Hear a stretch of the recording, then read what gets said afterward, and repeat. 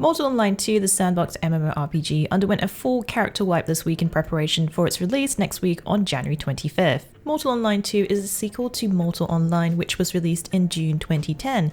Both games are sandbox MMORPGs that are known for their difficult and complex mechanics. Developed by Starvault AB, Mortal Online 2 has been in early access on Steam since November 23, 2021, and will end right before the game's launch. The Mortal Online games are set in a low fantasy medieval world of Mireland, where an endemic called the Tagmatian Eruption, an onslaught of gigantic insects destroys crops, animals, and even takes out humans. The world begins to rebuild now with mankind's numbers dwindling. Combat is in first person with directional melee hits, archery, and magic. Mortal Online 2 leaves early access on January 25th on PC. Want more MMORPGs? How about checking our list of top 10 MMOs in 2022 you've never heard of video? Monster Hunter Rise smashed a new milestone this week, with Capcom reporting the action RPG has now surpassed 8 million units in shipments and digital sales. Monster Hunter Rise came to PC last week, letting Monster Hunter fans check out the latest entry of the series, now with 4K resolution, ultra-wide support, and at 60 FPS. While we wait for the next expansion, Sunbreak, launching in summer of 2022 for both PC and Switch, be sure to drop by our Monster Hunter Rise wiki for all the latest on upcoming monsters, locations, armor, weapons, and much more. The Kingdom Hearts series of games are heading to Switch via cloud version. Square Enix announced this week Kingdom Hearts HD 1.5, 2.5, 2.8, 3 plus the Remind DLC will be available via cloud on February 10th, 2022. But you can check out the demos right now if you want to see how they run. The names for the Kingdom Hearts games are at the least very confusing, but essentially what 1.5, 2.5 and 2.8 contain are multiple games all wrapped up in a neat package. Fans can buy an all-in-one collection or purchase the Kingdom Hearts 3 version to gain the Advent Keyblade for the Kingdom Hearts 3 and Remind DLC. The collection is available for pre-order through Nintendo for $72 USD. Microsoft is snapping up the likes of franchises Diablo, Warcraft, Overwatch, Call of Duty, and more as they are set to acquire Activision Blizzard in a $68.7 billion deal.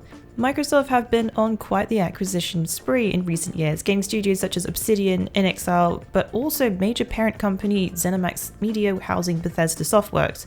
This means Microsoft has not only acquired major franchises such as The Elder Scrolls, Fallout, and Starfield, but now taking on Diablo, major MMORPG, World of Warcraft, and more. The acquisition was announced officially by Microsoft Gaming CEO Phil Spencer via an Xbox Newswire post. This powerhouse has now quite a few franchises that can be brought to their platform and subscription service Game Pass. We probably won't see the integration of these games anytime soon, as the deal is expected to be completed in 2023, but the post does outline that we can expect both new titles, games from Activision Blizzard's incredible catalogue, to be joining both Xbox Game Pass and PC Game Pass as well. What do you think about this news? Let us know in the comments below. Horizon Forbidden West unveiled its latest trailer this week, focusing on the story and what Aloy's motivations are for moving into the Forbidden West.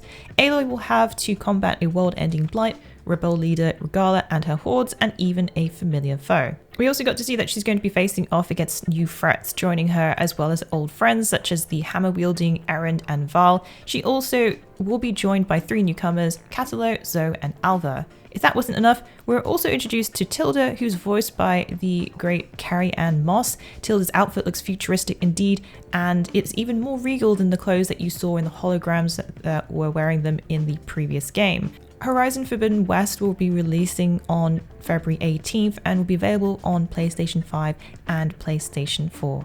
Despite recent rumors, the upcoming open world action RPG Hogwarts Legacy seems to be still on track for its launch in 2022. Well, at least by the official Wizarding World website, that had a recent update that reconfirms the release of Hogwarts Legacy for 2022. The website outlines the upcoming highlights for this year, including the open world RPG. This year also marks the 25th anniversary of the first book, Harry Potter and the Philosopher's Stone, where it all started. Previously, developer Avalanche shared that they would be sharing more news and updates this year. While there aren't any new details for Hogwarts Legacy in this post, the fact that it's included in the list of things to look forward to means that it's still on track for launch this year. Recently, there have been rumors milling that the game might be delayed, but this recent post seems to quell those rumors, at least for now. In case you missed it, Hogwarts Legacy is an action RPG based on the wizarding world of Harry Potter. In this game entry, though, players will be playing the role of a student in the 1800s. Hogwarts Legacy is expected to release in 2022 for PC, PlayStation 4, Xbox One, and Xbox Series X and S. And now for a new game. If that wasn't enough magic to look forward to, Songs of Glimmerwick, what looks to be a cross between Stardew Valley and Harry Potter, was announced by developer Eastshade Studios to be releasing in Q3 of 2023.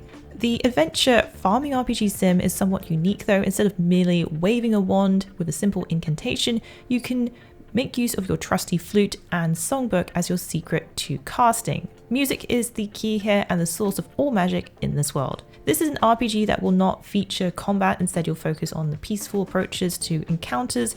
Students will get access to skill trees that will help them focus on specific activities or give them new skills such as the ability to talk to frogs. The game promises to have RPG style quests, minigames such as moth racing, character customization, all done in a hand-painted art style. The Waylanders is leaving early access on February 2nd, and as the full launch draws near, Gato Studio has been teasing about the companions and characters you will meet in the game. The Waylanders is a party-based game and is also a Celtic-inspired title that comes with a number of companions, each with their own backstories.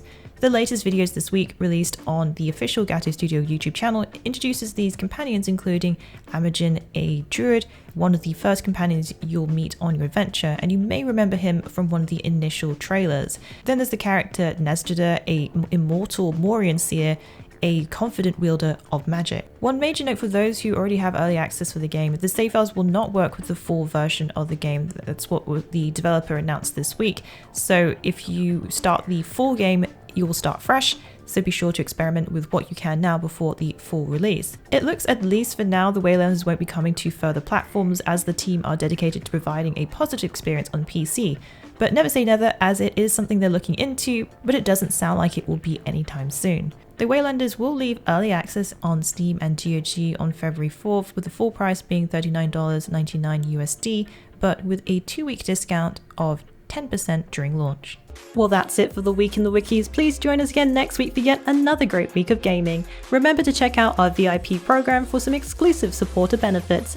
And budding writers should take advantage of our Become an Author initiative. Thanks again for being part of this great community. Keep checking in with us with news, reviews, YouTube streams and vids, and general wiki goodness.